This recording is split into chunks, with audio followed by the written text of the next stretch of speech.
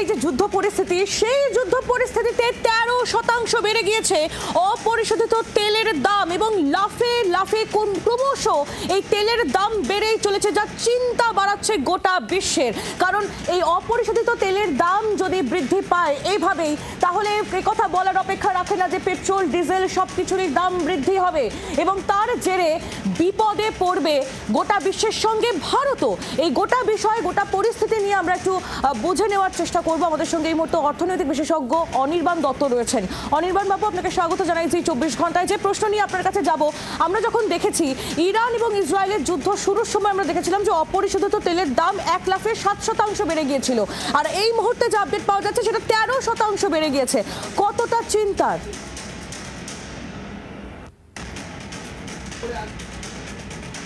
একটা কথা মাথায় রাখতে হবে, যখন রাশিয়া ইউক্রেনের যুদ্ধ হয়েছিল তখন প্রায় আমরা দেখেছিলাম $139 পার ব্যারেল হয়ে গেছিল।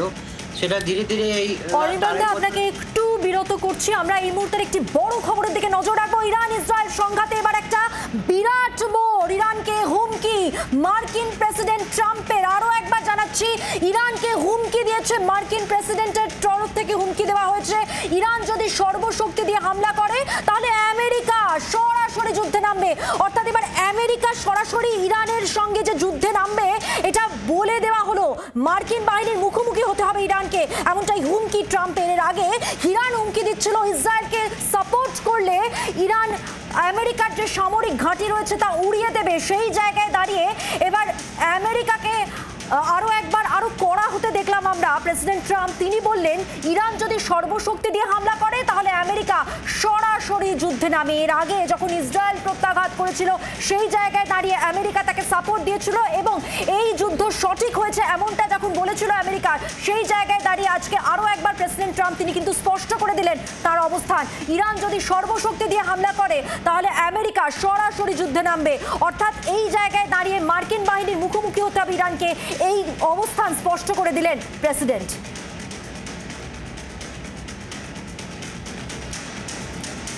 আমরা আবারও ফিরে যাব। আমাদের সঙ্গে সরাসরি আলোচনায় ছিলেন অর্থনীতি বিশ্লেষক অনির্বাণ দত্ত। মিস্টার দত্ত, যেমনটা আপনি বলছিলেন, হ্যাঁ একদমই। এর সঙ্গে সঙ্গে একটা জিনিস মাথায় রাখতে হবে যে বিশ্ব অর্থনীতির আজকে যা পরিবেশ আছে সেখানে তেলের উপরে প্রত্যেকটা দেশ নির্ভরশীল এবং মধ্যপ্রাচ্যের যে জায়গাতে এই হামলা হয়েছে, ইরান কিন্তু আপনাকে মাথায় রাখতে হবে যে সব থেকে বড় তেলের ভান্ডারটা ইরানের কাছে আছে। এবং আজকের দিনে দাঁড়িয়ে দেখবেন ভারতবর্ষের ক্ষেত্রে আমরা যখন আলোচনা করি, কিছু লোক বলা শুরু করেছেন যে আমরা তো রাশিয়ার থেকে তেল কিনি।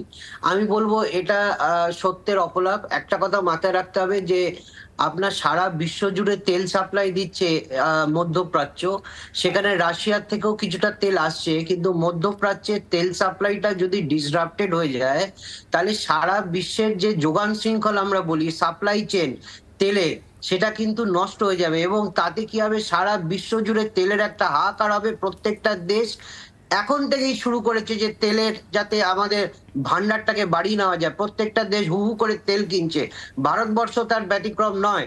এবং এই তেল কিনবার যে চাহিদাটা এমন একটা জায়গায় পৌঁছে যাচ্ছে, তাতে কিন্তু আমরা দেখছি তেলের দামটা হু হু করে বাড়ছে এবং আগামী আরো কয়েকদিন এই যুদ্ধ যত শক্তিশালী হবে, আপনি যেটা বলছিলেন যে আমেরিকা অলরেডি বলে দিয়েছে যে আমরা যুদ্ধে অংশগ্রহণ করতে পারি, একেবারে এখান থেকে অনির্বাণ বাবু আপনার কাছ থেকে জানতে চাইবো, এই যে প্রেসিডেন্ট ডোনাল্ড ট্রাম্প তিনি ঘোষণা করে দিলেন যে ইরানকে এবার সরাসরি মার্কিন বাহিনীর মুখোমুখি হতে হবে যদি তারা এই রকমই যুদ্ধ পরিস্থিতি কন্টিনিউ করে, তো প্রেসিডেন্ট ট্রাম্পের এই বার্তা আর কতটা প্রভাব ফেলবে বলে আপনার মনে হচ্ছে? কতটা জটিল হলো এই বিষয়টা? দেখুন, ব্যাপারটা জটিল কিন্তু মিস্টার ট্রাম্প করেছেন, অনেকদিন ধরে করছেন। ওই জানুয়ারি মাসে যখন ক্ষমতা এসেছিলেন 20 জানুয়ারি, তখন থেকেই কিন্তু প্রায় 5 মাস অতিক্রান্ত উনি এরকম ভাবে ঝামেলাটা বাড়াচ্ছেন। ইরানে কিন্তু এই যে ইসরায়েল যে ঝামেলাটা করলো, এই ঝামেলাতে তো ট্রাম্পের একটা আমি বলবো সরাসরি মদত ছিল। এবং এই মদতটা যখন আমরা দেখলাম, যখন ইসরায়েল যখন ইরানের উপর এরকম একটা অতর্কিত হামলা করলো, তো ইরান তো এত লোক মারা গেছে, তারা তো এটার একটা আমি বলবো রিপারকাশন থাকবে।